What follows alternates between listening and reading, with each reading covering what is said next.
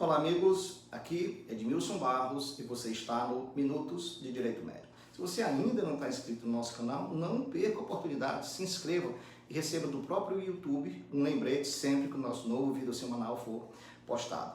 Nosso tema de hoje é a taxa de disponibilidade obstétrica. Vamos lá?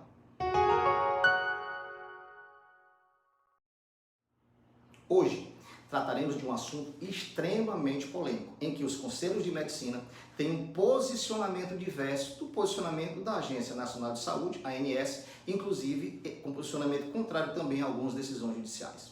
Falaremos sobre a taxa de disponibilidade obstétrica, também conhecida por taxa de disponibilidade para o acompanhamento de parto. O que seria essa taxa? Qual o seu fundamento de cobrança? Isso caracterizaria ou não dupla cobrança do médico, tornando ele passivo de responder nos conselhos de medicina? Como contratar? E se a gestante se recusar a pagar a taxa, como ficará o seu atendimento para aquele parto? São perguntas que responderemos agora. A questão da cobrança pela disponibilidade obstétrica no parto é um assunto complexo e sua análise envolve consumidores, prestadores de serviço, planos de saúde, judiciário e órgãos de defesa do consumidor. A taxa de disponibilidade para acompanhamento de parto é o valor cobrado pelos obstetras para fazer o parto daquela grávida que vem acompanhando desde o pré-natal. O valor que é cobrado integralmente da gestante, ele é feito na medida em que a gestante deseja ser assistida por aquele médico da sua confiança, e isso vai ocorrer após a assinatura de um contrato particular entre as partes. O fundamento é ficar o médico à disposição a qualquer momento, a qualquer dia e hora do dia ou da noite para o parto. Caso contrário, quem irá fazer o parto é o obstetra plantonista no momento em que aquela gestante entrar em trabalho de parto. A ANS declara ilegal e abusiva essa cobrança. O mesmo entendimento existe no Poder Judiciário, muitas vezes obrigando até que a operadora de saúde faça o ressarcimento do valor da taxa pago pela gestante ao obstetra. Para a ANS, os consumidores de plano de saúde têm, conforme a segmentação contratada, cobertura garantida pelas operadoras para todos os procedimentos listados no rol de procedimentos e eventos de saúde da ANS. Uma consumidora de plano hospitalar com obstetrícia tem, por exemplo, o direito adquirido de que o parto, normal ou cesáreo, que está no seu plano, e os honorários médicos serão, na totalidade, cobertos pela própria operadora. Até aí, perfeito, tudo bem, nada mais justo e lógico. Pela ANS, dado que os contratos de saúde já prevêem a cobertura do parto, como parte do serviço de atendimento de ginecologia e obstetrícia, de maneira que o consumidor estaria pagando duas vezes pelo mesmo serviço. Por outro lado, os conselhos de medicina, e entendemos como os conselhos de medicina, veem a cobrança em um viés bem mais amplo do que o da ANS ou da Justiça. Para nós e para os conselhos de medicina, a cobrança da taxa de disponibilidade para obstetras ocorre na hipótese do paciente escolher a prestação de serviço daquele médico em caráter de exclusividade a qualquer dia e hora, independente do obstetra de plantão ofertado pelo plano e ainda que o contratado esteja em seus honorários de descanso, de outros compromissos ou de gozo de prazeres familiares. Esses períodos de tempo do obstetra a ser contratado com a taxa não estão sendo remunerados pela operadora de saúde. Isso é claro. Na verdade, o que existe é uma lacuna nos contratos entre médicos e prestadores de saúde, lacuna essa que vem sendo suprida voluntariamente pelos médicos que optam por fazer o parto, às vezes até mesmo sem fazer a cobrança de qualquer remuneração adicional. Legalmente, o que se exige de uma operadora de saúde é que possua hospital credenciado e que no referido nosocômio haja um plantonista que garanta o atendimento aos pacientes de urgência e emergência, como no caso do parto. E isso está assegurado. Diferente é a situação de que quando uma paciente solicita que aquele médico que acompanhou sua gestação realize pessoalmente o seu parto. Aí ela está optando por um serviço particular, não previsto nem remunerado pela operadora de saúde. Assim sendo, a prestação de atendimento e de assistência aos partos de maneira personalizada estaria fora da seara contratual nas relações operadora-usuário e operadora-médico. Portanto, pode ser regulamentada por acordo entre médico e paciente em decorrência de uma contratação de natureza particular.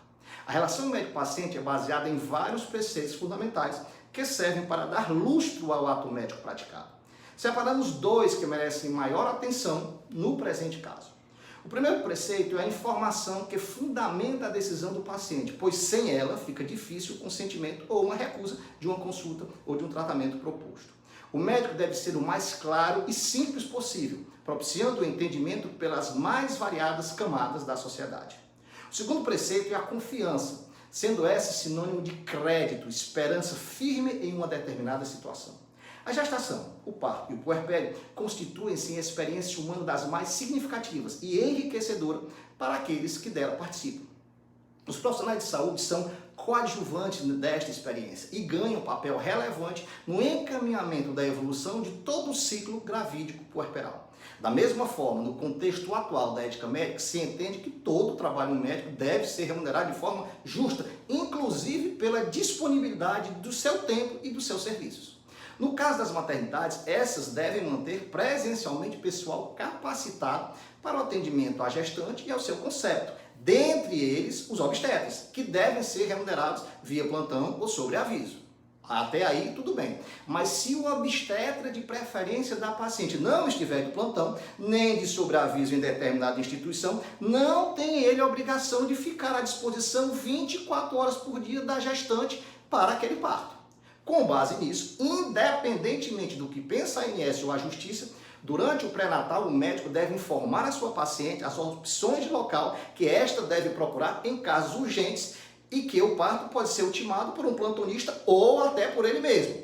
Caso a paciente opte por ter o seu obstetra pré-natalista como responsável pelo parto, é ético o médico cobrar do seu paciente a taxa de disponibilidade, desde que isso tenha sido previamente acordado. Claramente não há dupla cobrança e assim não há infração ética. Em síntese, o que se pode dizer, o acompanhamento pré-natal em consultório e consultas agendadas regularmente com antecedência não é disponibilidade do obstetra.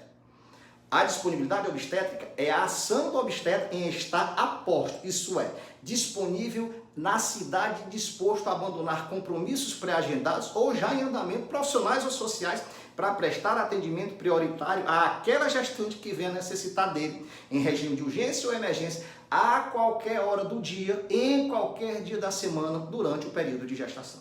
A disponibilidade do obstetra não é atendimento ao parto propriamente. O acompanhamento do trabalho de parto e a realização do parto são procedimentos obrigatoriamente cobertos pelas operadoras de saúde que oferecem cobertura obstétrica. Essa disponibilidade do médico, que pode trazer prejuízo financeiro caso o atendimento seja necessário durante o período de consultório, ou prejuízo pessoal caso seja necessário abandonar reuniões ou até eventos familiares, isso claramente não está previsto nem tem cobertura pelas operadoras de saúde.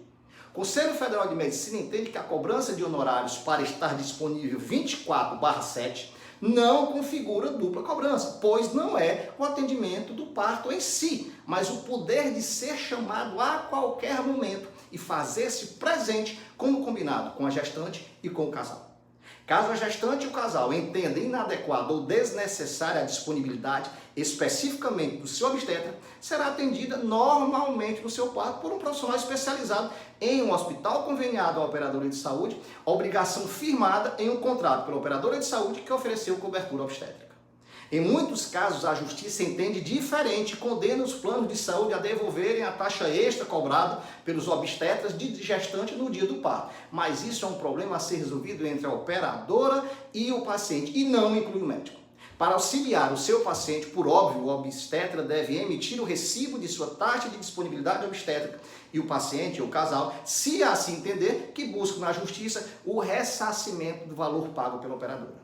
Importante ressaltar que a cobrança da taxa de disponibilidade obstétrica no SUS é inadmissível em qualquer circunstância. E nesse caso, o parto será feito sempre pelo médico que estiver de plantão no momento do atendimento obstétrico. Por hoje é só. Participe, mande suas dúvidas. Oportunamente será feito um vídeo tirando a sua dúvida. Inscreva-se no nosso canal, divulgue os nossos vídeos e links a quem você souber que se interessa pelo assunto. Vamos propagar o conhecimento. Grande abraço a todos e até a semana que vem.